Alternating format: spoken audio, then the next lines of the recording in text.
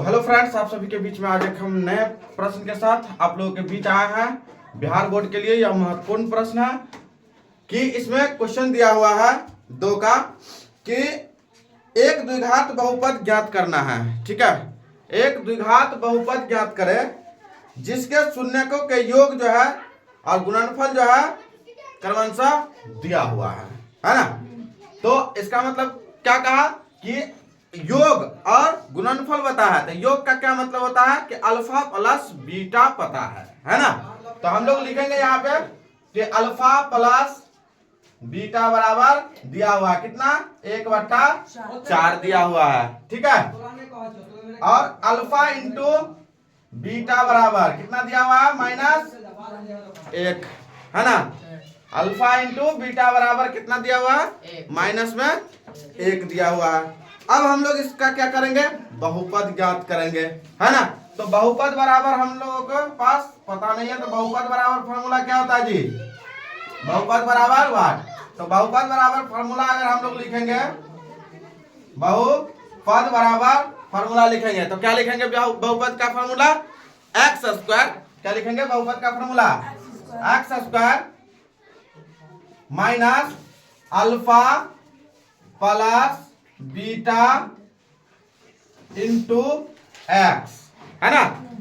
x² minus alpha plus beta into x plus alpha into beta. क्या लिखेंगे, alpha into beta, है ना। ये हमारा हो गया बहुपद का फॉर्मूला, है ना। बहुपद निकालने का फॉर्मूला है ये। ठीक है, अब देखो यहाँ पर करना क्या है, ये जो है x², आपको x² ही रखना है। ठीक है, ये x² था, ये x² को x² में ही रखना है। ठीक है, अब देखो माइनस का चार्ज है तो यहाँ माइनस का चार्ज लगा है। ठीक है, अब देखो अल्फा प्लस बीटा का वैल्यू कितना दिया हुआ है, 1/4 दिया हुआ है ना। तो 1/4 लिख लिया हमने। x है तो यहाँ x लगा दिया, प्लस है तो प्लस लगाया। अल्फा इंटू बीटा का वैल्यू कितना है, -1 है, तो कोष्ठ में लिखेंगे इसको -1। दो साइन को हम लोग एक जगह पर ऐसे नहीं लिख सकते, ठीक है, उसको हम लोग कोष्ठ में कर देंगे। ठीक है, अब देखो इसको हम लोग आगे बढ़ेंगे तो क्या करना होगा, देखो इसके भी नीचे में कुछ नहीं है ना, इसके नीचे में कुछ है ना।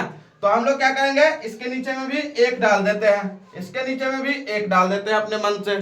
ठीक है, तो ये हमारा हो गया। अब x को हम लोग गुना करेंगे तो ये हो गया x², अब बट्टे में 1 कर भी देते हैं तो भी कोई दिक्कत नहीं है। ठीक है, तो हम लोग इसको इस तरीके से लिखने से ज्यादा बेटर होगा कि हम लोग इसको सीधा सीधी कर लेते हैं कि बट्टा पर का जोड़, और जो घटाव में है वो घटाव में आएगा, यानी कि घटा होगा। ठीक है, तो हम लोग इसको करते हैं। अब बताओ 1 4 और 1 का एलसीएम करेंगे तो कितना आएगा जी, 1 4 1 का एलसीएम करेंगे तो 4 हमारे पास आएगा।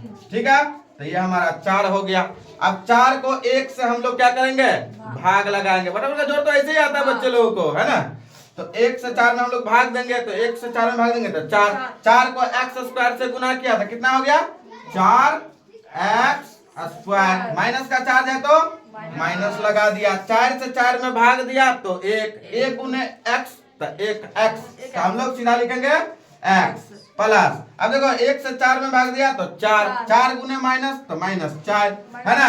तो कोष्ठ में यहाँ लिखेंगे -4। ठीक है, अब देखो बहुपद का जो वैल्यू होता है एडजेक्टिव, तो हम लोग उसको क्या लिखते हैं, x जो है नॉट इक्वल टू 0 के बराबर होता है ना। यानी x बराबर हम लोग 0, बहुपद के रूप में हम लोग इसको क्या रखेंगे, 0 के रूप में रखेंगे। ठीक है, तो हम लोग इधर क्या हो गया है 0, तो इसको अगर हम बहुपद की ओर लेकर चलते हैं तो हमारा कितना हो जाएगा, यहाँ पे आ जाएगा बहुपद बराबर कि बहुपद जो है तो लिखेंगे यहाँ पे 0, और 0 जो है बहुपद के बराबर हो गया तो ये हमारा शून्य के बराबर हो जाता है। ठीक है, शून्य के बराबर हो जाता है। ठीक है, शून्य के बराबर होता है, तो शून्य के बराबर हो गया तो ये हमारा कितना हो जाएगा, 4।